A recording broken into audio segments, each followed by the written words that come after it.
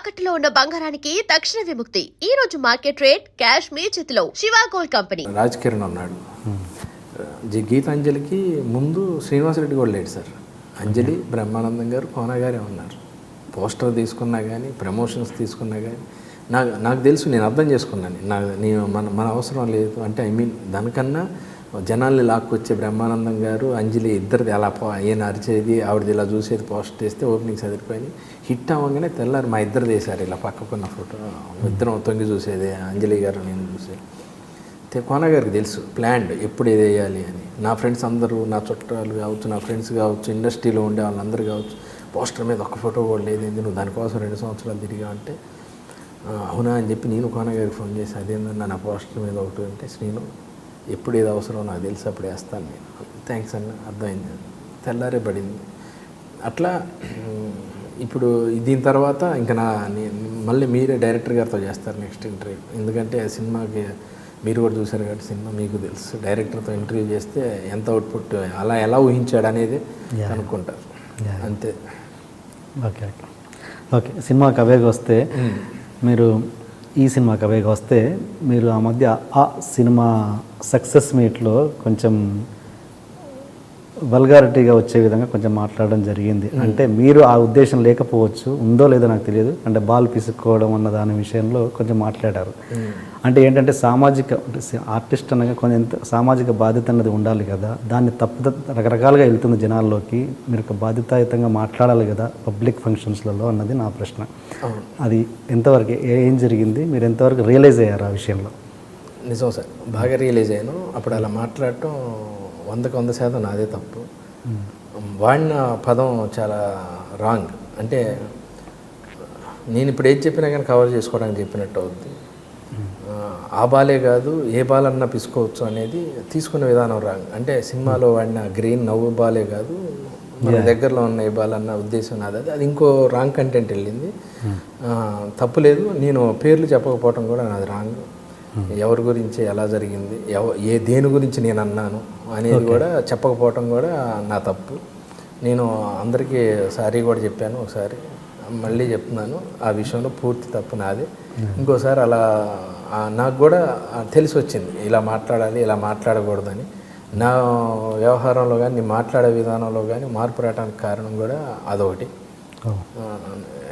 100% నాదే తప్పు. ఇంకోసారి అలాంటి తప్పు జరగకుండా చూసుకుంటాను. నా కెరీర్ మొత్తంలో ఏదన్నా ఒక బ్యాడ్ ఉందంటే అది కూడా ఎందుకు ఉండాలనేది మా ఇంట్లో వాళ్ళు చెప్పారు.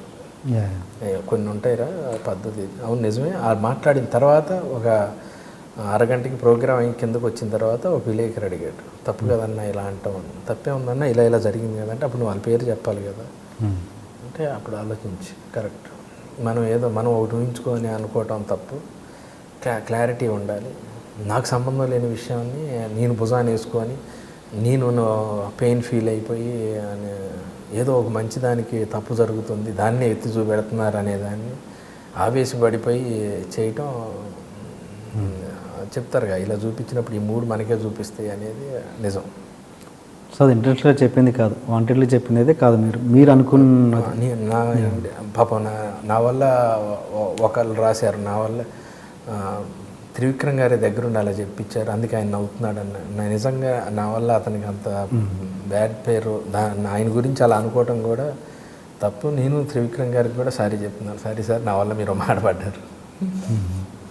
మళ్ళీ ఒక మంచి జోక్ చెప్పండి, ఏదైనా ఫ్రెష్ జోక్ ఆ మూడ్లోంచి బయటకు వచ్చి. లేదు, మూడే ఉందండి. సరదాగా జోక్స్ అంటే చెప్పుకుంటూనే ఉంటాం. ఎక్కువ చాలాసార్లు చెప్పేసిన జోకే ఇది, కానీ నాకు జోక్ అని చెప్పండి కానీ ఫస్ట్ ఇదే గుర్తొస్తుంది. అది జంజాల్ గారు చెప్పిన జోకు. ఒకడు కిరాణా షాప్కి వెళ్ళి టమాటాలు కేజీ ఎంత బాబు అన్నాడు. 30 రూపాయలు. అబ్బో 5 కేజీలు తీసుకుంటాను, ఏమైనా తగ్గుద్దా అంటే 6 కేజీ తగ్గుద్ది అన్నాడు.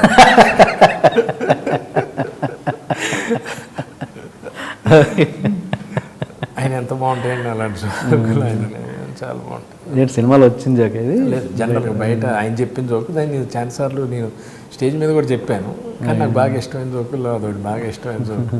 అసలు అప్పుడైతే చాలాసార్లు తలుచుకొని అవుతూ ఉండేవాడిని. లొకేషన్లో కూడా బ్రహ్మానందం గారు కూడా అంత పెద్ద కమెడియన్ కదా, బయట జరిగేవన్నీ చెప్తూ ఉంటారు. ఏదైనా జోక్ జరిగితే వెంటనే ఇలా జరిగిందిరా అని ఆయన మీద ఉన్నా కానీ ఒక రోజు పెద్ద ఆయన ఎంఎస్ గారు లేరు, ఇప్పుడు ఎంఎస్ గారు కూర్చొని ఉన్నారు, బ్రహ్మానందం గారు రెడీ అయ్యి వచ్చారు.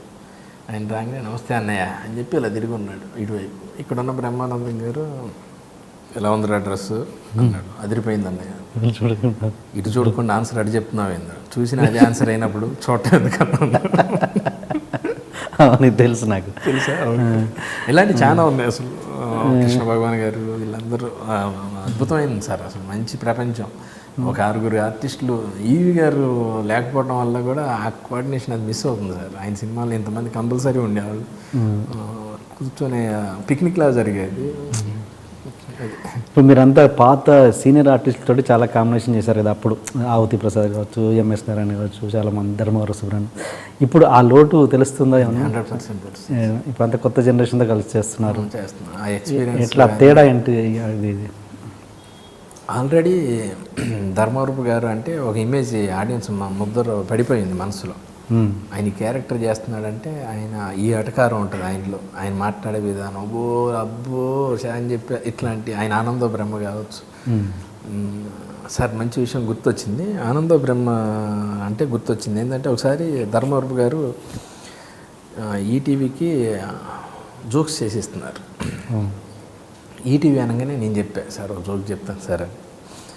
చెప్పండి అన్నారు. 2 దొంగలు వచ్చి సుబ్బారావు అని బోర్డు ఏదో ఉంటుంది, డోర్ కొడితే ఆవిడ ఓపెన్ చేస్తుంది. సుబ్బారావు గారు ఉన్నారంటే లేడంటే లేడా మరి రమ్మన్నాడే అనగానే డే గీ అంటున్నారంటే ఆయన ఫ్రెండ్స్ ఏమో అని రండి కూర్చోండి, మంచినీళ్ళు తాగుతారా టీ తాగుతారంటే కాఫీ తాగుతామండి, బాగా స్ట్రాంగ్గా పెట్టండి. వాడు చెప్పాడు 2-3 సార్లు మా ఆవిడ కాఫీ బాగా పెట్టుద్దిరా అని అన్నారంటే ఏదో చెప్పుకుంటాడులే. ఆవిడ వెళ్ళి కాఫీ పెడతామంటే వీళ్ళు టకాటకా సంచులు తీసి దొరికిన సామాన్ అంతా వేస్తా భుజాన్ని వేసుకొని వెళ్ళిపోతుంటే ఈ టీవీ మీ టీవీ అని వస్తుంది. అవునారా అని చెప్పి టీవీ కూడా వేసుకొని వెళ్ళిపోతాం. బాగా చేసి చాలా బాగుందయ్యా నేను పెట్టుకుంటున్నాను అన్నయ్య, నాకు యాక్షన్ ఇస్తాడు అనుకోండి. ఆయన ఆనంద చేశారు. ఇది సినిమాలోది కదా, సినిమాలో ఫస్ట్ అక్కడ వచ్చిందా? ఆయన చేసి సినిమాలో రాలేదు. అవునా? ఈ జోక్ చూసిన. అవును, అది యాక్చువల్గా ఆ జోకు మన ధర్మవరం గారికి చెప్పడం, ఆయన పెట్టడం. అదే ఆయన సినిమా, ఆయనదే సినిమాలో కాదు, సినిమాలో కాదు, ఆయన షూట్ చేసిన ఈటీవీకి చేసిన వాటిల్లో. Okay okay okay. అలాంటి ఆర్టిస్టులు అంటే వాళ్ళను ఒక ఇమేజ్ ఉన్న ఆర్టిస్టులు మళ్ళీ ఆ ఇమేజ్తో చేయాలంటే కష్టం కదా సార్. ఏమైనా వాళ్ళు చేసే క్యారెక్టర్లు కొన్ని మిస్ అవుతున్నాం మనం. మళ్ళీ ఆ రేంజ్ ఆ మెయింటైన్ చేసేది దొరకట్లేదు ప్రస్తుతానికి. మనకి ఆ ఏజ్ గ్రూప్ అంతా తక్కువ అయిపోయారు సార్. అలాంటి క్యారెక్టర్లు పుట్టట్లేదు, ఉన్నోళ్ళతోనే రుద్దుతూ ఉన్నాం మనం. యంగ్ కమిడియన్స్ చాలా మంది వచ్చారు. ఓ టీవీ షో ద్వారా అయితేనేమి, దాని ద్వారా చాలా మంది యంగ్ కమిడియన్స్ వచ్చారు. శ్రీనివాస్ రెడ్డి ఎక్కువ డబ్బులు అడిగితే ఇంకోటి పెట్టుకుంటున్నారు. ఇంకోటి ఈ ఏజ్ గ్రూప్, ఆ ఏజ్ గ్రూప్ వాడు ఎంత అడిగితే అంత ఇవ్వాలి తప్పదు, ఎందుకంటే మనకి రిక్వైర్మెంట్ తక్కువ ఉందట. దీని మీద మీ ఒపీనియన్ ఏంటి అసలు? అంటే ఇప్పుడు చాలా కాంపిటీషన్ అనేది విపరీతంగా పెరిగిపోయింది, ముఖ్యంగా ఆర్టిస్టులలో. అంటే ఇప్పుడు సపోజ్ ₹1,00,000 ఇచ్చే ఆర్టిస్ట్ అతను ఎంత ఇమేజ్ ఉన్నా కూడా అతను ఎందుకు తీసుకోవాలి, ఇవాళ వచ్చిన జబర్దస్త్ ఆర్టిస్ట్ని పెట్టేయాలి అన్నది. ఇది ఎటువంటి ఇండికేషన్స్ ఇస్తుంది ఇండస్ట్రీలో? అంటే ఆర్టిస్టుల పరంగా అరే తగ్గించుకోవాలా, లేకపోతే రెమ్యునరేషన్, లేదా అలాగే కూర్చొని ఉండాలా, ఎలా? అదే సార్, మనకి తప్పదంటే రెమ్యునరేషన్ తగ్గించుకోవాలి సార్. ఇతనే కావాలి అనేటట్టు చేసుకోవాలి సార్.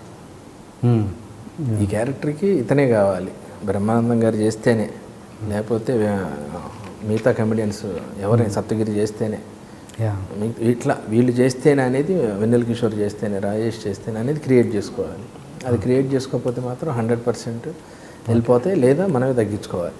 సరే భయ్య చేస్తాను నీకు, ఓకే సినిమా హిట్ అయిన తర్వాత ఏంటి ఏమన్నా తగ్గిస్తావు, మళ్ళీ ఇట్లా ట్రై చేసుకోవాలి, లేదా ఇతనే ఉండాలి అనేది క్రియేట్ చేసుకోవాలి. ఎందుకంటే టాలెంట్ కొదవలేదు, చాలా మంది వచ్చేస్తున్నారు. బ్రహ్మానందం గారి టాపిక్ వచ్చింది కాబట్టి, మీకు బ్రహ్మానందం గారికి మంచి రిలేషన్ ఉంది అంట. ఎలా కుదిరింది అది? ఏమో సార్, నేనంటే బాగా ఇష్టపడతాడు, నువ్వు అంటే బాగా ఇష్టం రా అంటాడు. నేను బాగా ఆరాధించేవాడిని ఆయన్ని. అలాంటి బ్రహ్మానందం గారిని ఫస్ట్ టైం చూసినప్పుడు షాక్ అయ్యాను. ఒక క్విజ్ ప్రోగ్రాంలో ఆయన టీవీకి క్విజ్ ప్రోగ్రామ్ చేయడానికి వచ్చారు, సినిమా క్విజ్ అని ఈటీవీలో చేయడానికి వచ్చారు. దాని తర్వాత సుబ్బలక్ష్మి సుధాకర్ గారు చేశారు. ఆయన రేంజ్కి ఆయన షో రామోజీరావు గారి మీద ఉన్న అభిమానంతో, ఆయనతో ఉన్న ప్రేమతో ఒప్పుకున్నారు. ఆడియన్స్ కూర్చుంటారు, ఆడియన్స్ కూడా క్వశ్చన్ అడగాలి. వీళ్ళు కూడా చేసేవాళ్ళు కూడా, డైరెక్టర్ కూడా ఆడియన్స్కి మైక్ ఇవ్వాలి యాక్చువల్గా. అప్పుడు నేను జరిగింది చెప్తున్నా నేను, అంటే వీళ్ళు తప్పు అని చెప్పట్లేదు, నన్ను సదుద్దేశంతో అర్థం చేసుకోండి. ఆ పైన ఉన్నోడు ఎవడో ఆ పైన కూర్చున్న అతనికి బ్రహ్మానందం గారు మైక్ ఆయన నోటి దగ్గర పెట్టాలని డైరెక్టర్ చెప్తున్నాడు. ఆయన వాళ్ళకి మైక్ ఇస్తే వాళ్ళు చెప్తారు కదా, అంటే మీరు అడిగారండి మీరే పెట్టాలండి అని. ఇలాంటివి జరుగుతున్నప్పుడు ఆయన చాలా ట్రై చేసి ఆయన హైట్కి ఆ పైన ఉన్న ఆయనకి అంటే ఇంకొంచెం జరిగి ఇంకోటి మెట్టెక్కి మళ్ళీ ఇలా జరుగుతుంది సార్ అక్కడ. ఆ సిచ్యువేషన్లో అప్పటికి బ్రహ్మానందం గారు తప్ప పీక్లు ఎవరు లేరు కమెడియన్స్. 10 ఏళ్ళ క్రితం అంటే మంచి పీకు పటాపట కొట్టుకుని ఆ రేంజ్లో ఉన్న బ్రహ్మానందం గారు అరిచారనమాట. ఓ మైక్ ఆడ పెట్టాలండి, నేనే వెళ్ళి చెప్పాలంటే ఎదుగుతుంది, నా వల్ల కాదు, నేను చైర్మన్ గారితో మాట్లాడి నేను చేయకపోవచ్చు ఇష్యూ అన్నట్లు ఏదో మాట్లాడుతున్నారు. అంటే నేను ఊహించుకుంటున్నాను ఏం మాట్లాడారు అనేది. కానీ ఒక రగడ అయితే ఒక చిన్న ఇదైతే జరుగుతుంది. నా దేవుడికి ఇంత కోపం ఉంటుంది, ఇంత నవ్వించే ఆయన్ని ఇంత ఇబ్బంది పెడుతున్నారు వీళ్ళు అని 2 వైపులో కోపం వస్తుంది. దాని తర్వాత మళ్ళీ బ్రహ్మానందం గారు పరిచయం అవడం, ఇద్దరం కలిసి చేయటం, మా కాంబినేషన్లో దరిదాపుగా అన్నీ మంచి కాంబినేషన్ చేసాం. కింగ్ అప్పుడు కానివ్వండి మిగతా అప్పుడు బాగా బాండింగ్ ఏర్పడింది. ఏదున్నా నేను ఓపెన్గా అడుగుతాను, ఆయన కూడా మంచి సలహాలు ఇస్తూ ఉంటాను. బాగా తెలివైన ఆయన, బాగా పుస్తకాలు చదివిన అతను, జీవితం గురించి బాగా చదివిన అతను, ఎలా జాగ్రత్తగా ఉండాలి, లైఫ్లో ఎలా ఉండాలి. నేను కొంత మాటలు నాకు నోటిదోలు ఎక్కువ ఉండేది, అది కొంత కంట్రోల్ చేసుకోవడానికి కారణం కూడా ఆయన. మొన్నటిదా మీరు అడిగిన ప్రెస్ మీట్గా ఆ దెబ్బతో మొత్తం సమాధి అయిపోయింది నోటిదోలు అని. అట్లా మంచి బాండింగ్. ఆయన ఎప్పుడు ఫోన్ చేసినా వెంటనే లిఫ్ట్ చేస్తారు. ఈరోజు జనరల్గా మొన్న 23వ తారీఖు ప్రీమియర్ జరుగుతున్నప్పుడు మార్నింగ్ ఆల్ ది బెస్ట్, నీకు అంత మంచి జరుగుద్దిరా అని చెప్పి, నువ్వు గ్యారెంటీ హిట్ పడతారు, మనందరం కలిసి రిలీజ్ తర్వాత షో చూద్దాం కమెడియన్స్ అందరం కలిసి అన్నారు. సరే గురుగారు అని చెప్పాను. గురుగారు అని పిలుస్తాను. నన్ను నాకు కొడుకురా అంటూ ఉంటారు.